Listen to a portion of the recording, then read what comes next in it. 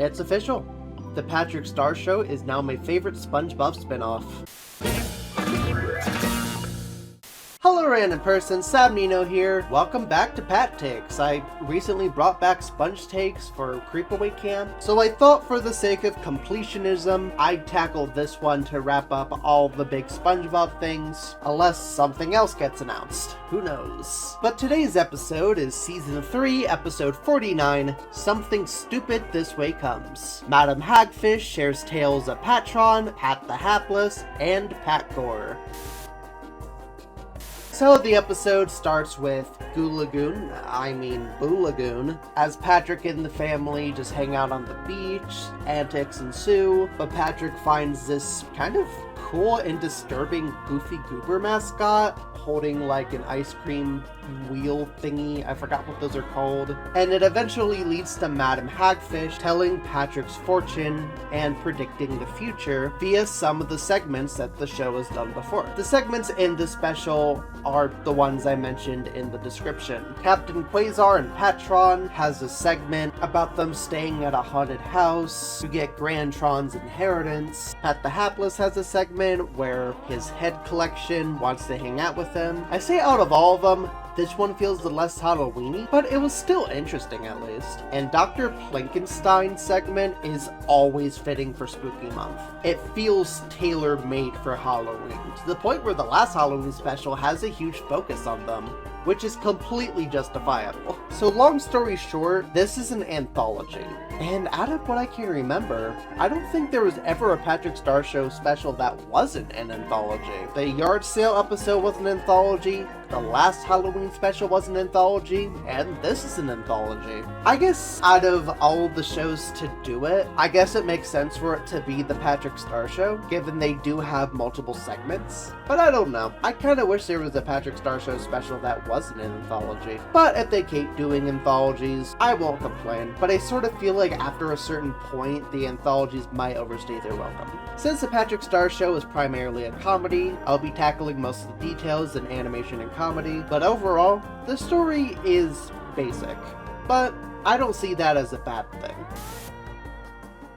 I love the spooky atmosphere of Boo Lagoon. The dark tone and the muted color palette are perfect for a Halloween special. And the Captain Quasar thing, Grandtron looking like a more vintage, almost steampunk looking robot is also really cool. I know he was shown in the Blorpsgiving episode, but I didn't tackle that one on Pat Takes since that episode aired before that was even a thing, but I don't know. What do you guys want, a Sponge Takes or Pat Takes, Rewind, maybe a Camp Takes Rewind since that show ended? I planned on doing a Camp Takes, but feel free to let me know. Oh, fun fact, Blorpsgiving episode is actually the only Thanksgiving episode in the franchise. That's fun. I always loved how the Captain Quasar segments looked. That UPA, almost Hanna-Barbera sort of limited art style, except not limited because it's SpongeBob and they always go out with the animation. It's just little things, like the more simplistic backgrounds and objects going outside of the lines in terms of their color. I really love that. And that UPA style combined with the haunted house really makes that segment feel really unique. Though it is weird how Quasar brushes his helmet, even though it makes for a pretty funny joke, you'd think the future would have a solution to that. And for the haunted aspect, since this is the future, instead of a ghost, it is the skull virus, which is a great way to incorporate the future.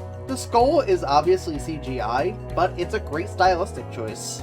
And for Pat the Helpless, it used to be my least favorite of the Patrick Star Show segments, with the first one probably being Cape Stars. I don't know, I just never thought they were interesting to me. Their dedicated episode wasn't that great, to be honest, but once we reached the mall episode, I honestly started appreciating it for the fantasy atmosphere and the more twisted comedy. In said mall episode, there was a running gag where Pat the Hapless beheaded a bunch of people just for them to be fine afterwards. And honestly, I like to think this is standards and practices. Having a problem was Pat beheading people, so this was their plan B. There might be a chance that the crew thought of it beforehand because they probably already knew standards and animation practices wouldn't approve of such a gruesome concept, but I just think that's a funny headcanon. But in Something Stupid This Way Comes, the heads want to hang out with Pat, which in turns leads to a bunch of fun creative gags. But honestly, there's not much to say on this one. It's self-explanatory. Also, the Plankenstein segment was told in rhyme, which is a first for these segments and probably the entire show. So even though they're reusing concepts from previous episodes, it's still cool whenever they add like a new twist to them, which they typically always do. In this segment, Patgore makes a sandwich and turns evil, but accidentally eats Sponge Monster and Plankenstein as well. Do I even need to say how gorgeous the animation is? It is beautiful. I love the black and white, almost noir, creepy aesthetic these segments have going for it. And if they're gonna continue doing Halloween specials, I think it should be a requirement to include them. When Patgore had to throw up Sponge Monster and Plankenstein, I was kind of afraid it was gonna be sort of gross. But instead of doing something gross out related, they had like this cute paper mache Patgore puppet. They pulled a string and this weird confetti came out of it. And that absolutely got a laugh out of me. Scenes like this is now why I love the Patrick Star Show more than Camp Coral. Like, I think both of them are still good spin-offs, but the Patrick Star Show was just a lot funnier. And sometimes when the main show has like a mediocre episode, sometimes the Patrick Star Show can get a lot of laughs out of me, and that's honestly praiseworthy. Also, this whole time, the reason why Patrick went to Madame Hagfish is to see if there was ice cream in his future, and he was given cannibalism. The Hagfish talked to the alternate universe Patricks to give him some ice cream, and he was given the Star family heads on a cone. It's very surreal and weird, but it makes perfect sense. Overall, this isn't the funniest episode of the Patrick Star Show, but it still got a few laughs out of me, and I'd say that's still pretty good. On to the trivia. This is the first double-length episode to be storyboard-driven. For context, the start of the show began script-driven like the main show, but once the episode The Patterfly Effect, which I have tackled in this series, they switched to board-driven.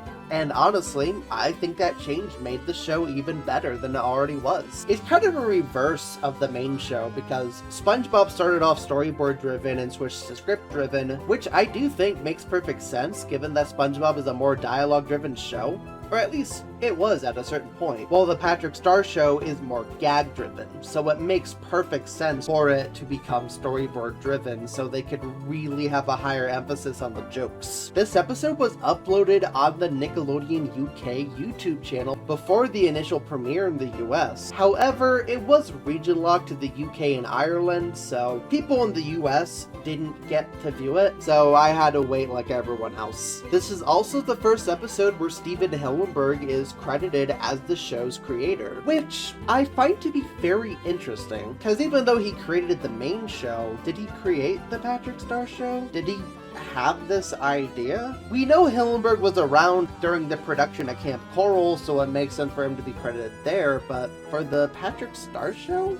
Did he even know about this? If he didn't, then it's fine. I don't want to be one of those people who puts words in a dead man's mouth, but it's just very interesting. And I do think he does deserve at least a little bit of credit, since he did create the characters, and this show wouldn't even exist if it wasn't for him. The episode title is a reference to Ray Bradbury's 1962 novel, Something Wicked This Way Comes, which isn't the first time the franchise has referenced this particular novel, because in season 13, they had an episode called Something Narwhal This Way Come, and in season 7's Enchanted Tiki Dreams, SpongeBob utters the line, Something Squidward This Way Comes. Also, Madame Hagfish doesn't share the same VA as her first appearance. In The Curse of the Hex, she was voiced by Kristen Wiig. However, after the last Halloween special, Terror at 20,000 Leagues, she was replaced with Jill Cowley, aka the voice of Karen and Squidina. She definitely sounds different, but it makes sense to have the more long-running crew voice reoccurring characters, especially since Madame Hagfish isn't that big of a recurring character.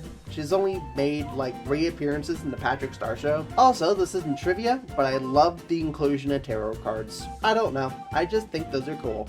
And that was my first impressions of Something Stupid This Way Comes. Honestly, I might like Terror at 20,000 Leagues more, due to how batshit insane that special got, but this is still a pretty good Halloween special. And it makes me wonder if this is gonna be a regular thing that they're gonna try to do with the seasons. They didn't have one for season 2, but for some reason season 2 was split in half, so Something Stupid This Way Comes became season 3 instead. But will season 4 have an anthology like this? Is this gonna be their equivalent of Treehouse of Horror? If so, then I think that could be interesting. What do you think of Something Stupid This Way Come? Do you like it? Do you hate it? Are you mixed on it? Are you aware of the wonderful world of friends?